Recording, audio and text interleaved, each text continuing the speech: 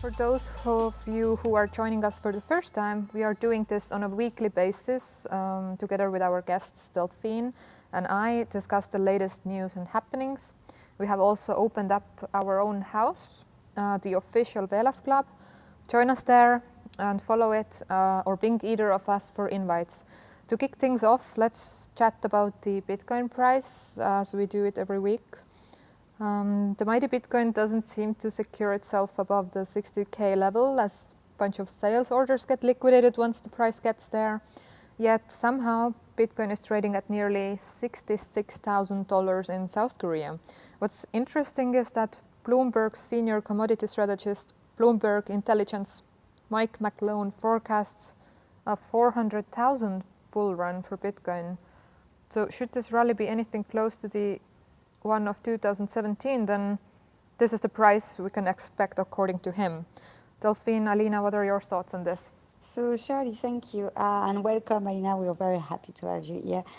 Regarding the South Korea situation and the fact that Bitcoin price is at 66K, for those of you who have no idea why it is like that, it's called a kimchi premium. I guess for those of you who read the news, you will see it a couple of times in crypto news. They talk about kimchi premium, which represents the difference between Bitcoin's price on South Korean exchanges and the ongoing rate on other global trading venues.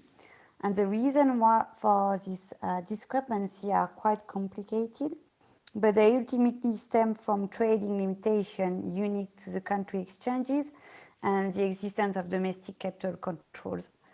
Regarding Bitcoin price, Shirley, I think like 400K is quite crazy as an estimation, but we never know. But I will stick to my provision of 100K by 2021. I do think like maybe it could be maybe more because during our last podcast we've talked about the fact that there's more and more institutional players, and we've seen like big banks like Morgan Stanley and Goldman Sachs trying to offer crypto services to their clients. So let's see, but 400K is wow. Alina, what is your take on that? First of all, some fresh news. So now it is 70,000 US dollar in Korea, even more than 66K. So now it's 20% premium kimchi. Crazy. Just a short remark to maybe not all our listeners know why kimchi spread exists. So as Delphine said, it's due to capital controls. Basically, it means that if you are a Korean citizen, you cannot do an arbitrage. So you cannot buy deep Bitcoin outside and sell inside and make a profit, right? Because the capital control comes and says you're not okay. And also that's because Korean investors have lack of high return options for investments in their homeland. That's why they go and provide this like bull run with a full speed of buying. So now it's like 70K in Korea and we're in the middle of hype. But this pattern, we're not seeing it actually first time. I remember it happening in Hong Kong as well, to gain dependence from the Chinese. And I believe it has been present. I think it was like 3 years ago last time. So during the last Hong Kong events, I don't remember which year was it actually, last year or a year ago, but might be 3 years ago already, yeah. So it's interesting to see such local price movements and the price prognosis. What is your price prognosis, Alina? We ask it from every guest every week. That's very interesting. Oh, that's very hard one. Yeah, I'm not a speculative person. I'm just doing architecture. I'm a simple girl. I don't know. I can say it will easily come to 100 by end of year. Pretty conservative, so. But all this raising price prognosis, I think this can change anytime some new institutional money or can come in, or some news about some institute accepting cryptos. Like this all can affect it. So it's also on the back of MicroStrategy buying up another 15 million worth of Bitcoin. So maybe it had a role in this new prognosis of reaching 400K by the end of the year. And from the exciting Bitcoin price news, To a bit more worrisome news items, another data leak coming from Facebook. So 500 million people just had their Facebook data leaked. Leaked information includes phone number, Facebook ID, full name, location, past locations, birth date, email address, relationship status, and bio. And this is why we at Velas cannot wait to launch our BitOrbit app. So this will be a truly decentralized social media platform and putting an end to the centralized single database data management platforms, so-called DMPs, which are prone to such data breaches. Yeah, I don't think I was affected. Was anyone of you affected from this leak? Yes, I was, this morning when I saw that, I was like, what is happening again? And I found a website where you can actually check if your email has been prone. I don't remember the Oh, so they name. didn't notify you No, on behalf no. of Facebook? They didn't notify me, but I use this website to see if my email account has been prone. And then when you go on this website, I will find the link. If you want, I can send it to you. You put your email address there, and you see where your data have been leaked or hacked. And on my side, so I was like, oh yeah, I am on the Facebook one. Great, this is not cool, right? So I changed my password this morning, but I was in there and they didn't send me any notification. And I'm surprised because legally they are required to tell me that my data have been leaked, right? And they haven't done so. So maybe. That's unacceptable. No, it is not acceptable at all, Yeah. Shirley. I fully agree with you. I was like, seriously, this is really bad. Especially, with the number of data you have on Facebook, like its picture, its connection with your friends, it's just a honeypot, right? And I don't understand, why those companies are not taking like stricter measure for instance, I don't know, like you have a database where the password is, and then you have another database where you have an email, and then a third database where you have picture, so that nothing is linked, and if an attacker attack one database, they can't have access to everything. But maybe Alina can help me understand why it is not like that. Actually, I don't know if my data was leaked because I didn't check this particular website. So I'm still without knowledge. But like coming back to the topic of storing data, Ethereum never succeeded as blockchain in doing this because storing data is there problematic because of price, yeah? And speaking of Velas, it's a fork of Solana. So proof of history rather than proof of work.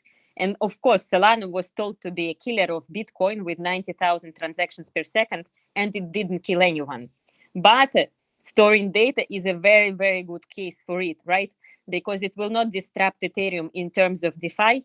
It would have done it already. But social media use case is really, really cool, I think. And there are so many use cases for storing data on blockchain rather than Ethereum. I'm great that Velas is doing this on Solana.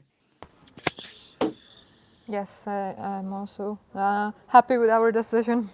I mean, Ethereum wouldn't have come to under negotiations at all, but we saw the great potential with Solana, and so we used some of their code base and forked on that. So our decentralized social media is now planning to launch in the end of April. So everybody check for BitOrbit in the end of April. I can't wait for that, Shirley. Same. So, Shadi, you already touched upon the South Korean Bitcoin price. But what I recently found interesting in the story of all the South Korean prosecutors sold and profited from the Bitcoin which was taken from criminals. So the prosecutors moved to liquidate some stolen goods on March 25. Just at the same time when the nation law defining crypto as virtual assets went into effect. So basically, in a nutshell, what happened is like some prosecutor, like the prosecutors, they will size Bitcoin, like each time there is a criminal affairs, and they will, in the US, there is, for instance, they will auction the Bitcoin that they have sized from criminals. But in South Korea, it seems like they have sized those Bitcoins a couple of years ago, and now they are selling it with a huge profit. I'm really wondering what they are going to do with this profit. Shirley, Alina, any ideas, any take on that? Well, it's a very good question. We already knew that I'm very conservative about predicting Bitcoin price, so I'll rather avoid predicting the actions of Korean government. I hope they have a good use case for that. Yeah, me too. I mean, South Korea doesn't seem like a country too corrupted, so I hope it goes into good cause. But by the way, I found the website where you can check if your email has been pawned. It's basically Tell us. haveibeenpawned.com. So Noted. Thank you. just go on Everybody there. go and check if your data has leaked from Facebook. It's not only from Facebook. It will tell you from Oh. every scandal that have been happening. It will tell you if you're there, right? So Oh, okay. it's quite useful. You can use it with all your emails, and then if you see that you've been involved in one, you can just change your password. Right? Can you repeat the site? So it's have I been, then pwned.com. Okay, noted. Okay. Yeah, coming back to our matters, we just spoke about South Korea. I can do a bit of highlight on Russia, my motherland. So basically, they also started enforcing the cryptocurrency ban. It came to force in January 1st this year. And at the same time, we're flirting with blockchain technology. So our foreign affairs minister believes that SWIFT can be replaced by more advanced systems, such as blockchain. So the strange dichotomy you may notice here, I also struggle with it. One of the Russia's proxies, Abkhazia, it's a state between Russia and Georgia, like semi-independent. It has recently been in the news for the wrong reasons. So Abkhazia banned Bitcoin mining and short after legalizing it, like switch off and on. So its troubled economy, but extremely cheap electricity attracted Bitcoin mining and then chased them away. What happened there, I wonder? Why such a sudden change?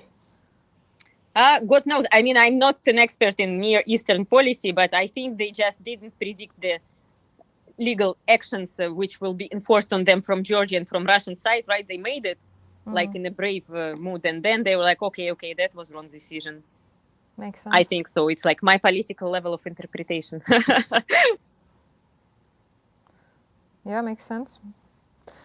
Yeah, I mean, like Russia is always it's also an interesting country. We haven't talked about Russia a lot during our last episode. We mainly focus on India and Nigeria, but Russia is also an interesting case. And I think it's not new at all that they are developing an alternative to the SWIFT system. Apparently in March 2019, the Russian Duma approved the international use of, they call it the SPFS, System for the Transfer of Financial Messages. And they began developing this system based in 2014 after the US government threatened Russia to disconnect them from the SWIFT system.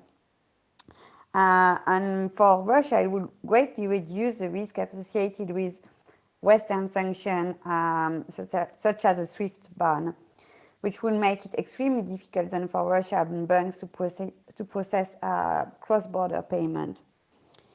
And it's also interesting to see, but I haven't seen any news about that. I don't know about you, Alina, but I think last year Russia starting to enter into talk with other countries such as Iran, Turkey, and India for them to participate in this new system called the SPFS. And they are also apparently trying to integrate this system with China's cross-border interbank payment system, which is a system that offers clearing and settlement services for its participants in cross-border RMB payment. So I thought it's quite interesting. It's like basically they try to find alternative to sanctions. This is why I knew about that. But maybe Alina, you know more about that. I don't know. Unfortunately, I don't. What I can say is that Russia and China have a lot of remittance transfers because Chinese workers, they go to Moscow and then need to send their wires home. Probably this type of transfers will be enabled by this cross-border interbank payment system.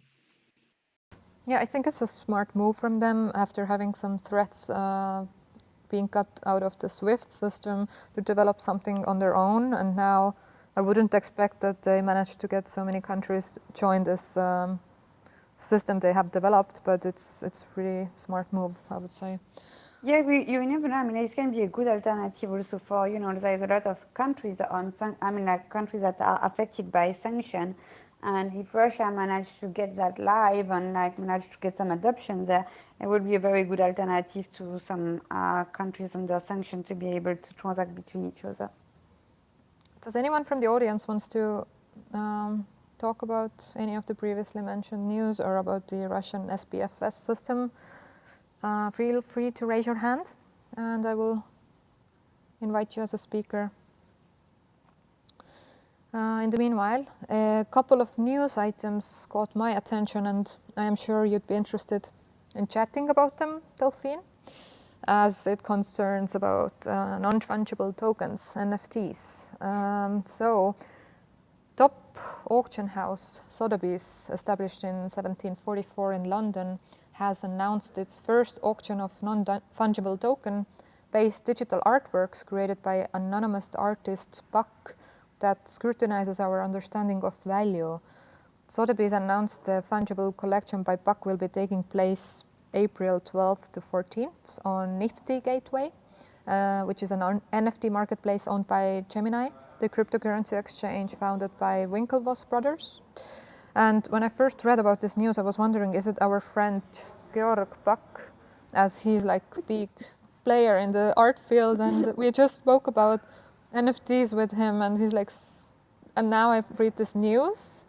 I mean, maybe, I'm seeing on Friday, I may ask him, if he, if he has some take on that. Alina, what are your thoughts on the NFT hype in general? First of all, commenting on this particular marketplace, I'm not surprised it's built on Gemini base because the Winklevoss brothers, they're actually fans of NFT. They were in Zurich a few months ago and bought something from Kate Vast Gallery for like crazy money. So I'm sure they are like eager NFT supporters. Like for myself, there are several good platforms already, like Rarible, OpenSea. It is nice for all artists. Honestly, I have mixed opinions on NFT. So those artists who could sell digital art could do it before blockchain and very successfully. But on the same time, if you put your item on Rarible, then you have 10% of each transfer, you have more liquidity. A famous Russian artist, Pokras Lampas, recently added NFT there. So I actually would be curious to have a research comparing all these existing platforms, Rarible, OpenSea, and the new one, VazirX, on who gives like more to artists, who has less commission, who has more traction, because it's a little bit intransparent now. But of course, this NFT hype is like 3 years ago again. It's like Renaissance. So I'm sure we will have something like CryptoKitties in a new tune.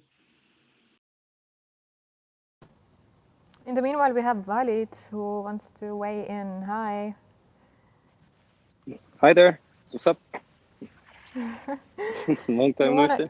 You want to mention something about our previously discussed topics, maybe, or give your prognosis, or? I wanted to add a few things about Russia, as I've been living there for about 1.5 years, and I happened to visit the region of Sochi, which is very close to Abkhazia, and I had a lot of talks with the locals about the situation there. And basically, if they're switching that quickly on and off for Bitcoin, it's because the region is very poor. Like, I've been warned not to go there because I wanted to rent a car, and they said if you want to go around, just feel free to go whenever you want, but don't go to Abkhazia because like you can have troubles with the car. So I think this is why they're trying to find ways to bring more money there, basically. And there's another big issue with this. It's also related to the new payment system that Russia is working on. As I've been also visiting Crimea, basically Crimea and Abkhazia have the same issue. They are both blacklisted from absolutely every financial, like not all of them, but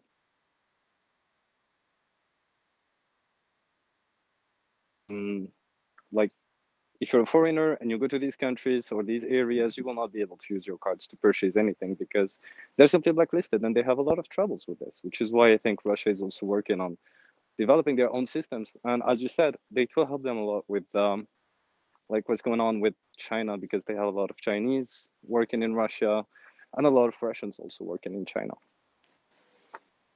basically that's it. That's making sense. Thank you for this insightful knowledge sharing and your experience.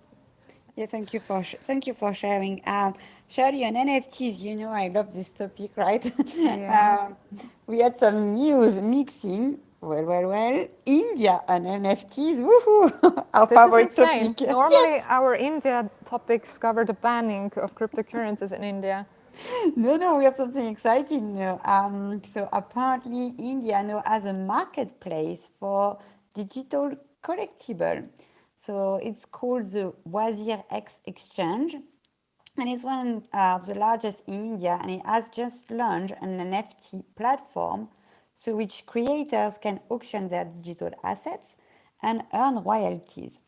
So the development have paved the way for seamless exchange of digital assets and intellectual properties, including art pieces, audio files, video, program, and even tweets, apart from other digital goods and services. And it's also linked to Binance, right? So it's going to be quite big. I was very surprised when I read this news. I was like, whoa, what is happening in India? Yeah, totally. First a ban, next step an NFT platform. What is going to happen next, right? Makes sense, yes. Yeah. Elena, do you have any thoughts? No, nothing more to add on NFT topic. So what is happening on the compliance side, Delphine? Oh, Shirley, as usual, you know, we have tons of things going on.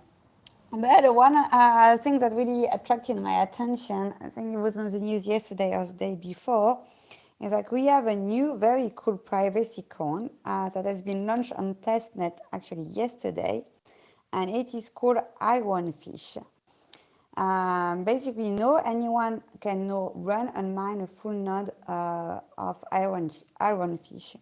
It uses zero knowledge proof, which is a cryptographic technique used to prove and verify a statement without revealing the underlying data. So essentially, this technology shields Ironfish users, balances, and user identities. So it's really private. The good thing is, even if it's a privacy coin, there is a way for law enforcement to still be able to fight financial crime, fraud, scams, and everything. So basically, law enforcement, they will still be able to require exchanges and other crypto issuing body to provide what is called a view key for an account. This view key that gives the holder a read-only access to all activity associated with a particular account. So Ironfish also supports encrypted memo field, facilitating compliance with the FATF travel rule for virtual asset service provider. So I think it's a really cool project. I mean, because from a compliance point of view, you know, everyone is like, oh, privacy coins is so bad. Well, I mean, it's not that bad because first, if it's buy through an exchange, and the exchange can give the information about their customer to law enforcement. And as you can see with this one in particular, you can still retrieve information behind the privacy coin with a court order. So I thought that was a pretty cool news. Then we had another one that I found like really exciting. That was even in the, I think there was an article on it in the Financial Times this morning.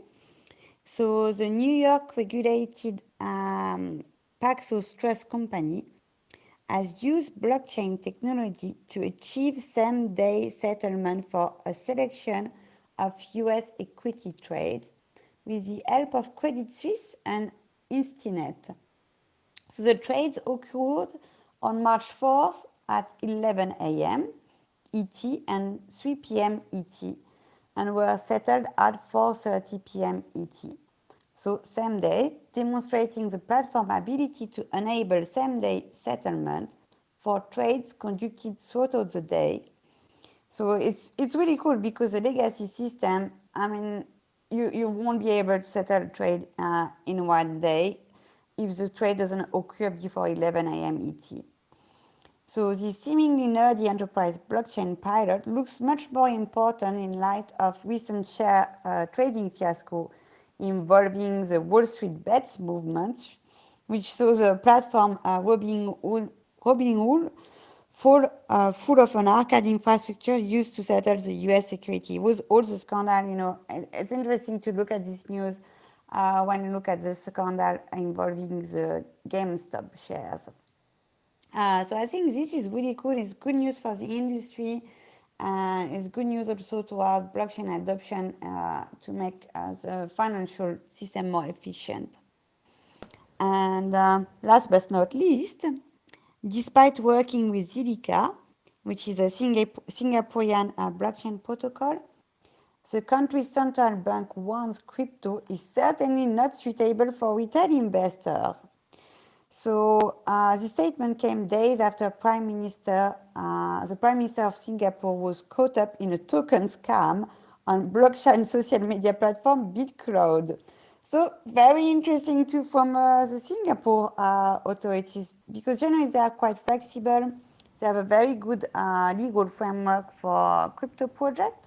So a lot of interesting things, surely.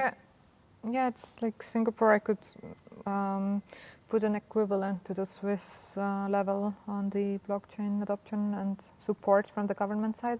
But I just checked about the news of the Prime Minister getting involved in the BitCloud. So on BitCloud, basically you can put a bet on some famous person's Twitter account or whatever person you think has potential to become reputable or successful. So basically you can put a bet on them, and then you can trade these bets on different people.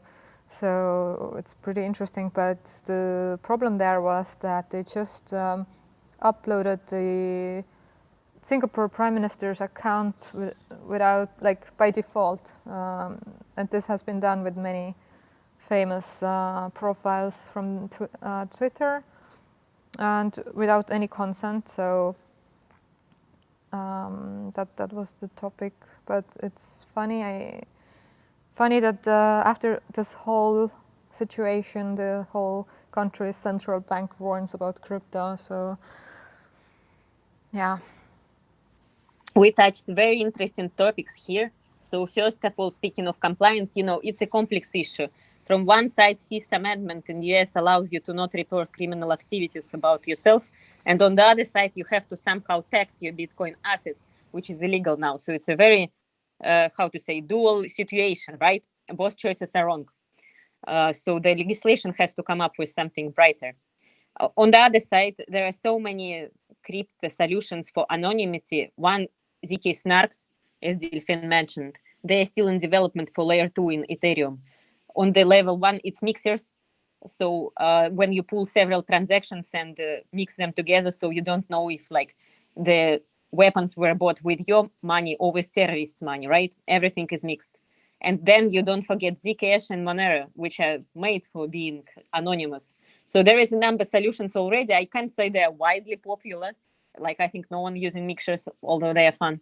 So there is no lack of crypto anonymity, but I think it's not being used that often. And then the second part about it, I actually never knew about this Singaporean platform, BitCloud, but I really like prediction markets. And in US, it is not allowed because it's the same as contract for difference, selling such bets. And it's funny because gambling is allowed in all states, but betting is not. So we have some regulatory,